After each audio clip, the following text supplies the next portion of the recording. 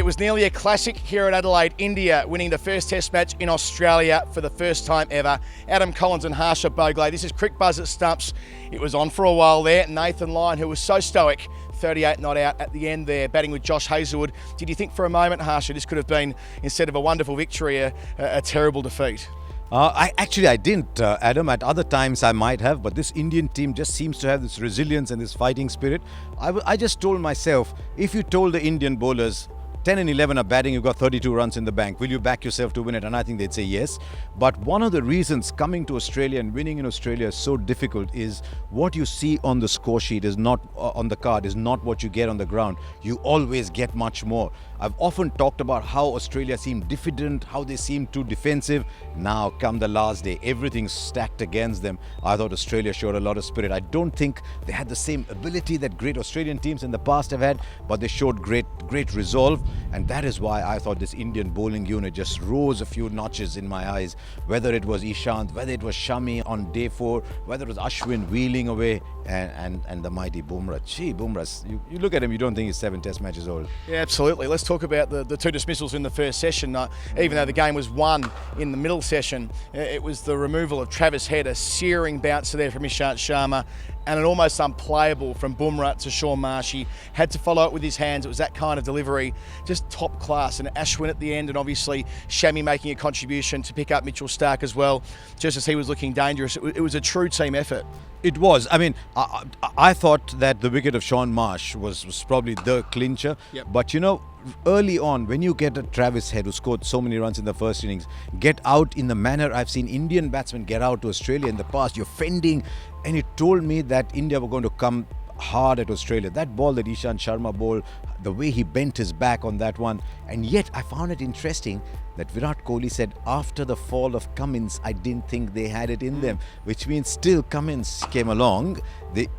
India still thought, oh, hang on, this match is still alive. And of course, as Ravi Shastri said afterwards in words that are a bit unusual, that there was a bit of pressure in the Indian dressing room. But I thought this team handled the pressure well on the field. Yeah, it was shown in a lot of ways. When they actually got Mitchell Starc out, Kohli threw the ball into the ground. He was furious after play. He talks about the fact that Ishant Sharma is yet to celebrate due to the no balls he bowled during the course of the Test match, that he nearly let the game slip through his fingers. So they were feeling that pressure right towards the end, and that's when that Australian lower order, we've seen over the last couple of years when the top order haven't delivered, it's been the bowlers. Today it was Cummins who faced over 120 deliveries. Starc made 28. We already talked about Nathan Lyon. In fact, let's talk about Nathan Lyon again. 8 wickets for the match, 24 not out in the first innings, 38 not out in the second innings. He was just about the player of the match if Australia fell over the line.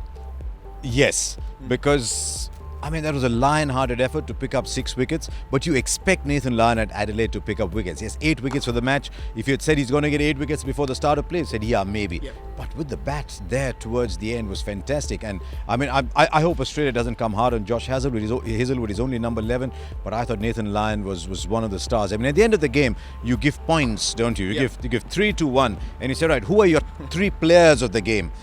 Without going into the order, the 3 players of the game, in my view, were Cheteshwar Pujara, Jasprit Bumrah and Nathan Lyon, and it all goes well. Was this his favourite surface?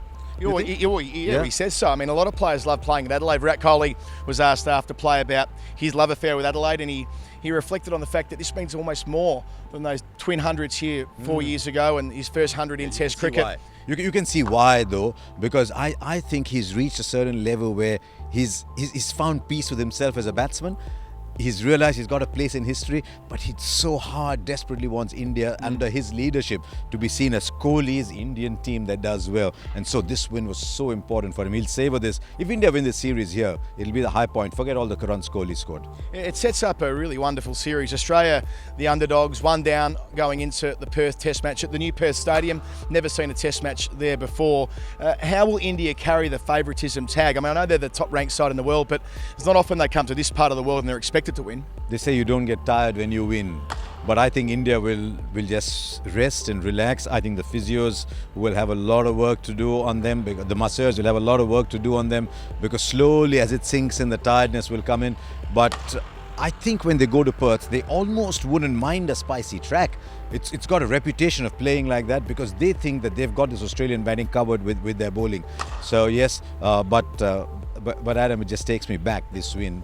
I remember very much like this. This ground wasn't as complete as this, but 2003-4, and I've said this before on Crick Buzz as well, wandering around the ground long after it was over. I told this story to Cheteshwar Pujara just now. I said, this is what Rahul Dravid was doing 15 years from now. And I said, Cheteshwar, you have achieved here what the mighty Rahul Dravid, your own idol, did here in 2003-4. And you must sit there and savor this moment as well, because they don't come very often in Australia. And it's a joy to have seen both. And wasn't it really a love letter to Test cricket, that middle session, as we got towards the brink? It's not many sports where a side can be so far out of the game and suddenly back in it. We are blessed to have a sport that enables that kind of fluctuation. Adam, there is a reason Test cricket mirrors life. And this was, I mean, we've been lucky to have seen some great test matches recently. How good was Birmingham? How good were those test matches in England? But this one, you know, you're talking under 300. You're not talking like test matches of the past where you made 550 and you were still in the game. 300 where a partnership of 40-50 mattered. You had two good sides looking each other in the eye and not sledging each other. There was no let up in intensity, but there were no abuses hurled at each other. This was just Test cricket as you want it to be. Yeah, a wonderful contest, played in great spirit. Thanks for joining us on Crick Buzz at Stumps throughout the week. We can't wait to get to Perth. Adam Collins and Harsha Bhogle, we'll catch you there.